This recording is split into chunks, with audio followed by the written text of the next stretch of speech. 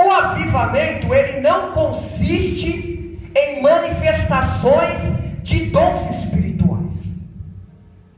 E te provo biblicamente, a igreja de Coríntios, 1 Coríntios, capítulo 1, versículo 7, Paulo escrevendo aos irmãos que residiam na cidade de Coríntios, ele escreve assim: olha, nenhum dom vos faltou. Ou seja, a igreja de Coríntios, ela era uma igreja que era portadora, possuidora de diversos dons espirituais. Porém, a igreja de Coríntios era uma igreja carnal, era uma igreja mundana, era uma igreja que estava desobedecendo os princípios primordiais da fé cristã, que era o amor. Era uma igreja que tinha o dom da profecia, tinha o dom de línguas estranhas, tinha o dom de interpretação, tinha o dom de milagres, tinha o dom de maravilhas. Porém, capítulo 3, versículo 1, Paulo diz: e quando fui ir ter convosco, não vos pude tratar como espirituais, mas como carnais, como meninos em Cristo. Ou seja, era uma igreja considerada por Deus imatura, era uma igreja que não tinha o caráter semelhante de Cristo, era uma igreja que não tinha discernimento, não tinha sabedoria para utilizar os dons espirituais. E Paulo, inspirado pelo Espírito Santo, ele pega pesadíssimo contra a igreja de Coríntios. Era uma igreja que havia dissensão, era uma igreja que havia os partidos. Uns diziam que era de Paulo, outros diziam que era de Apolo, outros diziam que era de Cristo. Havia dissensão, havia rixa, havia desprezo quanto aos irmãos. Aqueles que tinham um poder aquisitivo maior desprezavam os mais pobres.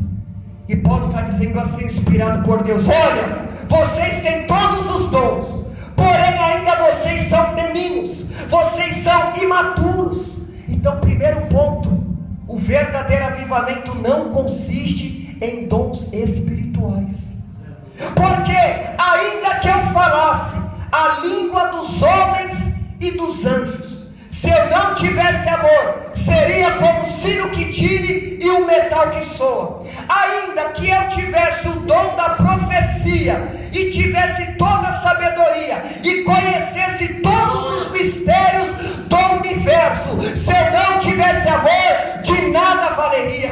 Ainda que eu tivesse tamanha fé que transbordasse monte, ainda que eu entregasse todos os meus bens aos pobres, ainda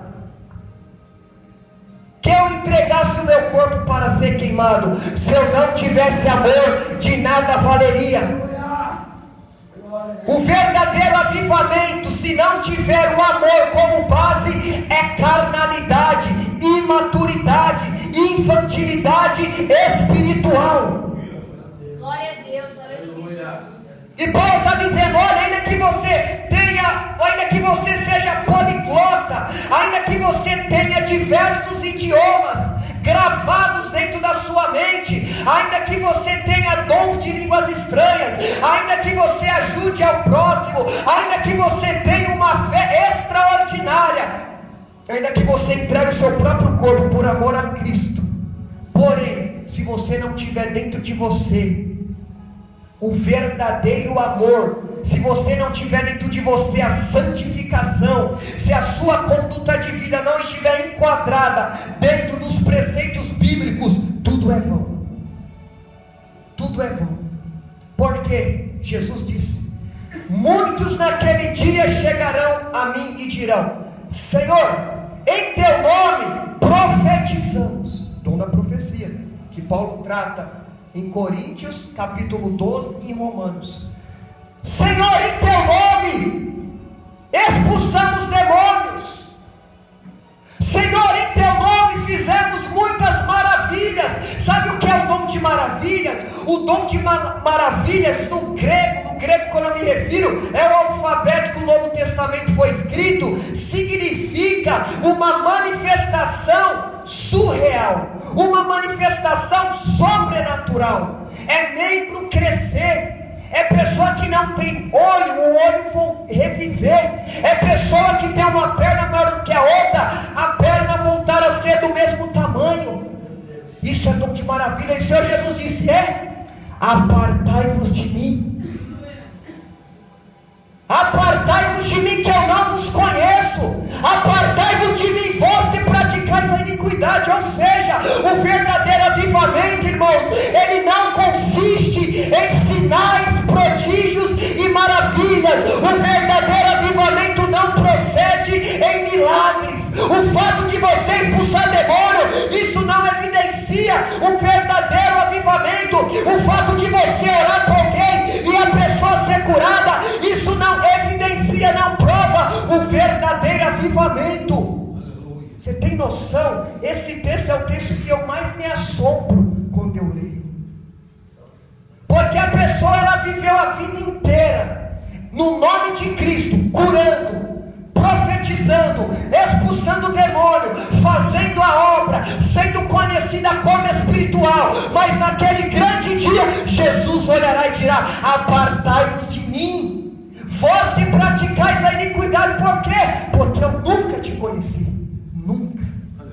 Você pregou em meu nome, você louvou em meu nome, você falou em línguas estranhas em meu nome, você abriu igreja em meu nome, você evangelizou em meu nome. Porém, dentro de você havia pecados ocultos que você não queria se libertar. Havia aquela soberba, havia aquele orgulho, havia aquela cobiça, havia aquele adultério, havia aquele ódio contra o irmão, havia aquela rixa dentro do coração.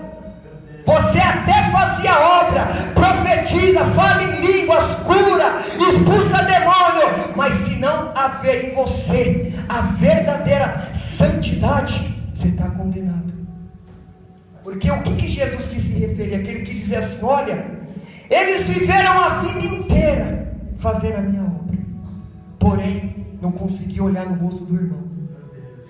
Ele viveu a vida inteira fazendo a obra, mas é viciado em sites imorais na frente do computador. Ele viveu a vida inteira fazendo a minha obra, mas cobiça, é adúltero, é fornicário, é mentiroso, é feiticeiro, é alcoólatra, é viciado em músicas seculares, desrespeita pai e mãe, cobiça as coisas do próximo, difama, calunia, mas está fazendo a obra. Arrependei-vos, arrependei-vos, arrependei-vos. Então não vamos se